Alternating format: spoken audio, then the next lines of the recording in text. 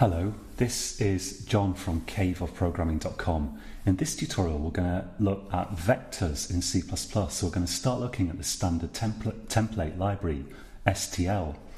Now the standard template library has a ferocious sounding name, and I actually avoided learning about it for years. I was doing C++ for years before I started looking at it.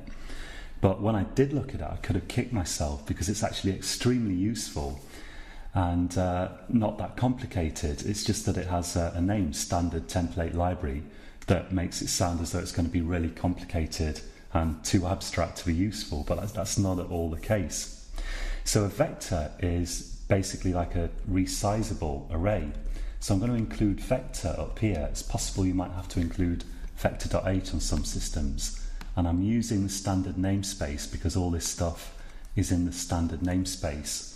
And I'm going to declare an object of type vector here. Now, a vector is what we call a template class in C++. We'll look at templates later in this course. And that means that you have to tell it what type of object it's going to work with. So in angle brackets, immediately after the class name here, so this is the type of the variable I'm going to create, you can put the type of thing that's going to be in the vector. Now, in fact, here I'd like to create a vector of string just for this tutorial. So I'm going to call this strings. So this says we're going to create a vector that contains strings. Now, one thing I can do here, but it's not necessary, it depends how you use the vector, is you can declare, you can pre-size the vector. So let's say that it's going to be a vector of 5 strings. Now we can set the elements in this vector like this. So we say strings, let's for example set the element of index 3. And we can use the square brackets operator, which is overloaded. And again, we'll look at operator overloading later on too. It's overloaded for the vector class, so that vector works like an array in the way that you can use it. Let's say strings 3 equals dog. And then its output, and again we can use the square bracket operator to access the value in strings.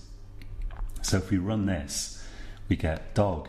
Now I've got a warning here, invalid overload of endler, but that's just a bug in Eclipse CDT, which apparently is being fixed, but doesn't seem to be fixed in my version. So if you get that, but your program works and compiles, don't worry about it.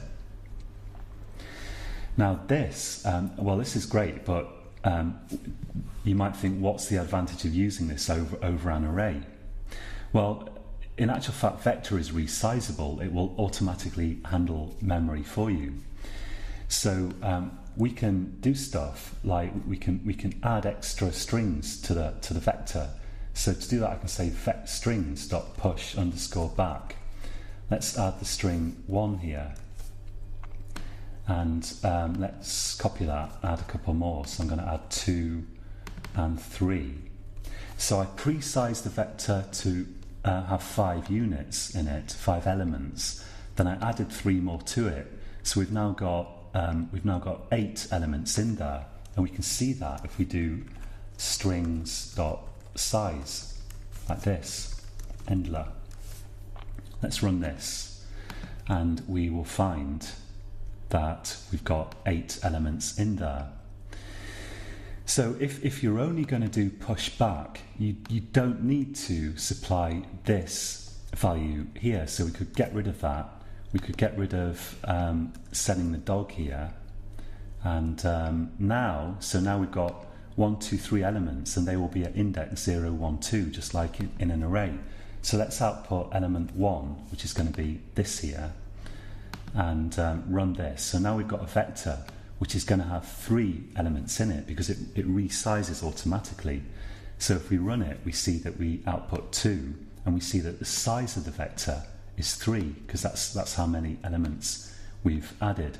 One thing you want to avoid doing is setting an element that's off the end of the vector. So if you pre-size your vector, let's say to 5 elements, you don't then want to use this notation to set element 10 if you do that, it won't throw an exception, but the behavior of it is undefined, so you can't rely on anything working in that case.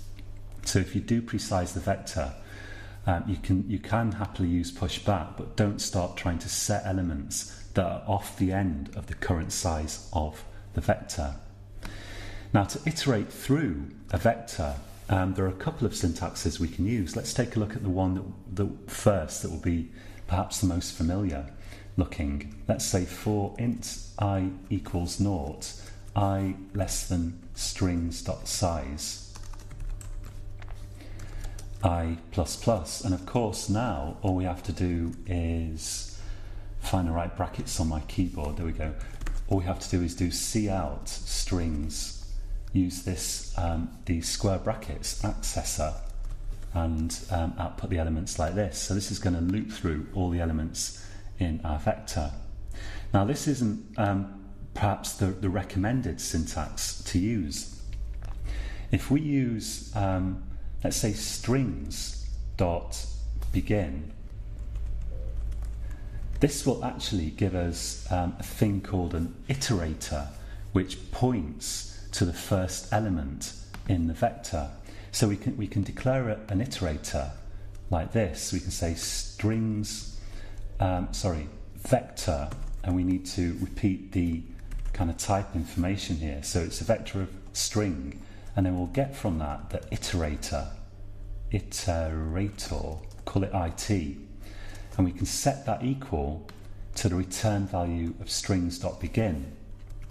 And this iterator object overloads the star operator, so we can now access that iterator as though it was a pointer by dereferencing it like this. So if we do this, we're going to output the first element in this vector. Now there's also a vector end method, and that returns an iterator that points just after the end of the vector, and we can use these two facts to actually loop through the vector. There's one more thing that I'll show you first, which is that if we do it plus plus, if we increment it, the iterator also overloads the increment operator. So that will give us an iterator to the next item after the first one. So let's take a look at that. And now we've got 2 being output here. So we can use all these facts to build a for loop to iterate through the vector. Let's say for, and we're gonna use this stuff here. So let's cut it from there, paste it in here, and I'll delete this, and we're gonna keep iterating through this vector until, well, as long as the iterator does not refer to strings.end. So as long as it's not equal to the end, which is not that last element, remember, it's the element that's just off the end of the vector. It's the element after the last one, which is, it's not exactly an element, so it's kind of the point after the last element. And so we're going to set the iterator to start with strings begin, keep doing the loop while the iterator doesn't refer to the end, and meanwhile increment it. And by doing that, we can then use the star operator to output whatever the iterator currently refers to. So if we look at this, we've now got 1, 2, 3. And we can also decrement the iterator with minus minus, so we can use it to move about in the vector. For that matter, we can also say stuff like, if we get an iterator to the start here, we can say it plus equals 2, and then do cout thing pointed to by it. So just like using a lot like using a pointer here, which we covered in my beginner's course, and now we see it's pointing to element 3.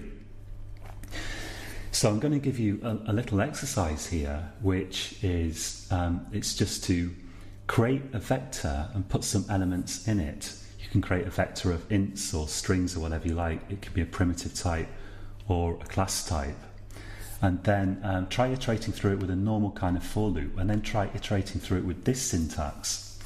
So I'd recommend typing it out following the code that you see here, but then try to do it again. Try to do this from memory. And if you have the enthusiasm, try to get to the point where you can type this code out, including, of course, this kind of stuff, from memory. Because once you can do this from memory, even if it's only just once and it then leaves your memory, it really forces you to think about how you get the start of the vector, how you get the end of it, what's actually happening in this loop. So if you can end up typing this out from memory along with this stuff, even if you only just do it once, it will just hugely help you to understand vectors. And you can also try, if you want, just using numbers to move the iterator backwards and forwards. It's also kind of interesting. So that's it for this tutorial. Until next time, happy coding.